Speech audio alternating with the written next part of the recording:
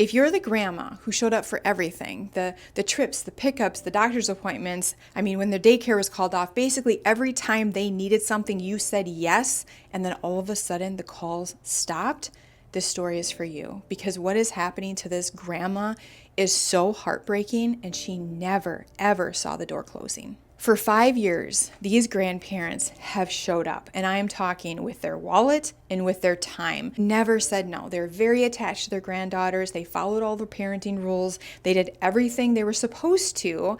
And then their two sons, their two adult children, got into a squabble. And they didn't realize how bad it was until the one son wasn't invited to the granddaughter's 5th birthday party. Now, before the birthday party, they did what they always do, which they took the two granddaughters overnight, kept them entertained so that mom and dad can set up the house so it would be like a big aha surprise, which is so awesome. But then when it came time to go to the party, Grandma and Grandpa were exhausted. They were exhausted from all week of work, exhausted from this family drama going on underneath everything, and plus just watching the two girls for overnight. So she decided to text her son and just say, hey, we're really tired. We don't really know how to handle like you and your brother, so we're just going to sit this one out, because it wasn't actually a family birthday party. It was a friend's birthday party. They didn't think it was a big deal.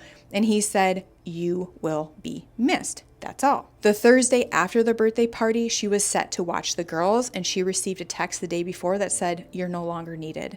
And ever since that day, she hasn't seen her grandchildren. They have tried several times to talk to her son and daughter-in-law, but they are too busy to sit down. They're too busy to have a conversation, and so nothing can get resolved. She's in therapy. She's on antidepressants. She cries daily. She is a mess. Her work has been impacted by this. She misses her grandchildren. She misses her son, her daughter-in-law, and she doesn't know where to go from here. They did offer one olive branch. They invited her to a school play, which she declined. She basically said, I can't go out in public and pretend like everything is okay when it's not. So she wasn't able to go. This is so gutting. Of course you're crushed. You never ever saw this coming. Absolutely traumatizing. So I understand why you're in therapy and you're trying to figure this out. And I wonder if your son and daughter-in-law, in their own way, they interpreted your absence from that birthday party as choosing sides. Even though you weren't, you were just taking a rest, you were taking a beat because you didn't really know how to handle this.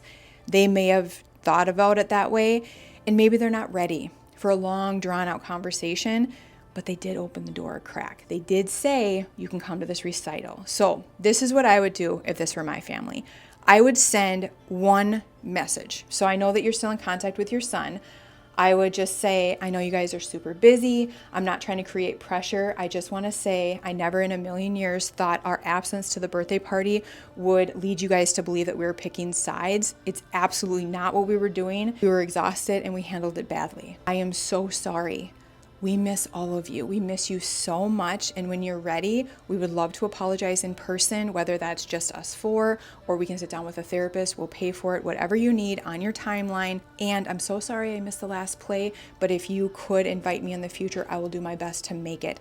And I would make it. Like I said, sometimes they're not ready for a big conversation, but that was your door in, and I would not miss the next opportunity they give you to see a grandchild.